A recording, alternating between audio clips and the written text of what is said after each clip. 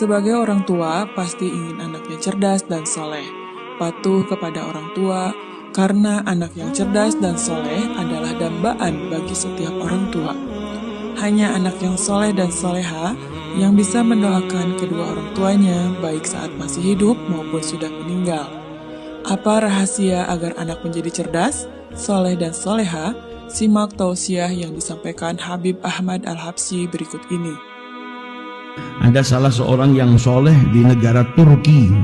Zaman dulu orang yang soleh. Namanya Said An-Nurasi. Said An-Nurasi ini dikenal orang yang hafalannya luar biasa.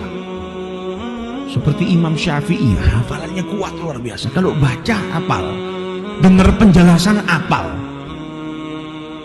Nah, ini buah gak jatuh jauh daripada pohonnya. Pasti ini sumber daripada orang tuanya, orang yang luar biasa ini. Kenapa anaknya ini tidak seperti anak-anak yang lain, cerdasnya luar biasa. Sampai akhirnya satu kelas di madrasahnya itu iri dengan Said An-Nurasi. Mereka semua iri dengan kepandaiannya. Dan gurunya sampai akhirnya mengadakan rapat. Ini bagaimana kita menuntaskan masalahnya Said ini. Ini luar biasa hafalannya. Dan dia sekarang dibenci sama sahabat-sahabatnya. Sahabat-sahabatnya iri dengan kejeniusan yang ada pada dirinya. Sampai akhirnya para guru itu penasaran juga, supaya punya anak yang cerdas ini seperti ini, caranya gimana? Kita harus datengin ayahnya yang sama ibunya Said An-Nurasi. Ini Said An-Nurasi tinggal di Istanbul, orang tuanya tinggal di pedesaan. Maka akhirnya dewan guru itu pergi mendatangin orang tuanya, kepingin tahu rahasia orang tua yang bisa mencetak anak yang soleh ini seperti apa. Saat ini yang kita sering dengar, kita dapat video, entah itu di sosial media, di YouTube atau di apa, cara memiliki anak yang cerdas. Setiap orang tua biasanya kalau mau punya anak nyari tahu itu, gimana sih supaya anak yang cerdas. Oke, makanan baik.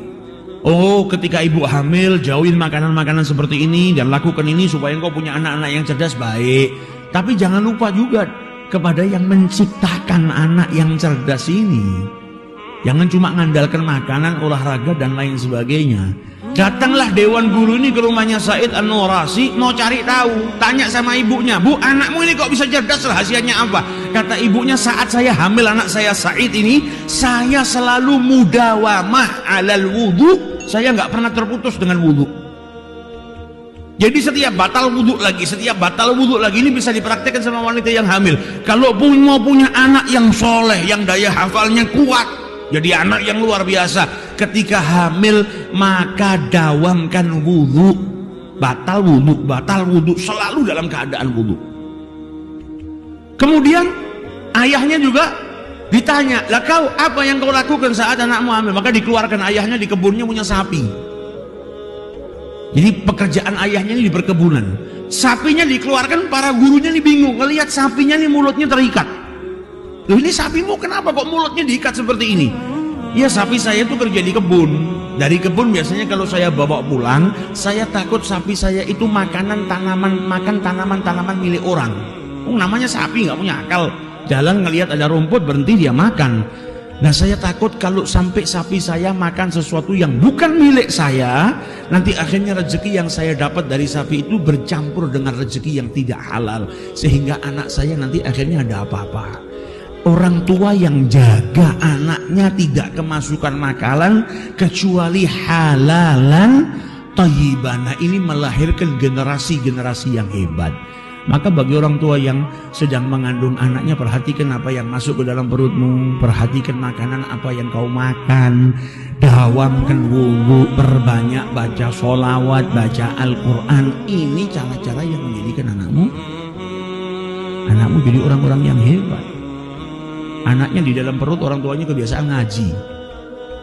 Ketika anaknya lahir, dari dalam perut sudah sering dengar Al-Quran. Ketika sudah lahir dengar Al-Quran, ya betah. Nah, ketika hamil ibunya, orang tuanya ngaji nggak pernah, sholawatan nggak pernah. Akhirnya ketika punya anak, hadir majelis sholawatan semenit sudah nggak betah. Dengar Al-Quran semenit sudah kepingin pergi. Maka mulai dini itu penting, sudah dikenalkan anak kepada ketaatan-ketaatan. Supaya apa? Mendapatkan anak yang soleh. Jadi peranan orang tua yang soleh dalam mendidik anak itu sangat penting. Jadi berapa banyak kita lihat para wali-wali Allah di belakangnya peranan orang tua yang soleh. Berapa banyak peranan seorang ibu yang solehah yang menghasilkan anak-anak yang luar biasa. Jadi jangan tuntut anak kita soleh, kitanya nggak soleh. Kitanya sama Allah jauh, kitanya sama Allah nggak deket, kita sama Allah haknya Allah nggak kita tunaikan, tapi berharap mau punya anak yang soleh. Anakmu itu bercermin kepadamu. Di masa kecil anak itu melihat orang tuanya. Makanya pada kesempatan yang lalu saya sampaikan apa, mulai anakmu masih kecil walaupun belum bisa kau ajari apa-apa, kalau kau sholat biarkan anakmu duduk di sebelahmu ngelihat kau sholat, supaya apa? Ngerekam. Maka anak tahu, oh orang hidup itu harus melaksanakan ini. Karena apa? Anak dari kecil sudah tahu. Anak dari kecil tunjukkan Al-Quran, biar lihat bapaknya baca Al-Quran. Oh perlu baca kalamullah. Karena apa? Dari kecil anak sudah lihat, bapak saya tiap hari baca Quran, ibu saya tiap hari baca Quran. Dan didik anak mulai dari kecil untuk melakukan apapun karena Allah. Nah, jangan makan pakai tangan kiri, nggak bagus itu dilihat sama orang. Nah, kalau pendidikannya seperti itu dari kecil, kita mendidik anak untuk memperhatikan apa kata orang dan bagaimana penglihatan orang. Jangan keluar pakai pakaian seperti ini, nggak enak dilihat orang. Kau ini anaknya siapa? Anaknya pejabat kau pakai pakaian murahan. Anak dari kecil dididik untuk lebih mementingkan pandangan manusia daripada pandangan Allah Subhanahu wa taala.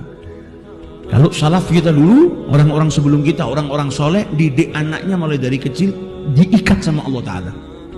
Nah, jangan masuk kamar mandi kecuali pakai kaki kiri. Allah nggak suka kalau kau pakai kaki kanan. Nabi Muhammad ngajarin kita pakai kaki kiri, keluarnya pakai kaki kanan. Nah, kalau makan pakai tangan kanan, Allah nggak suka sama orang yang makan tangan kiri.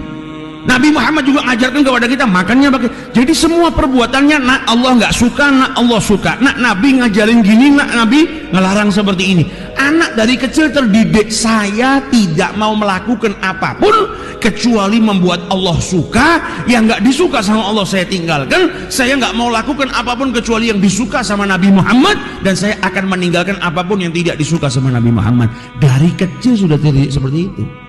Nah, kalau besar sudah tumbuh kecintaannya karena mulai dari kecil sudah terbiasa nggak melakukan apapun kecuali yang disukai sama Allah. Jadi cara pandangnya dia mulai dari kecil apa yang penting Allah, bukan manusia.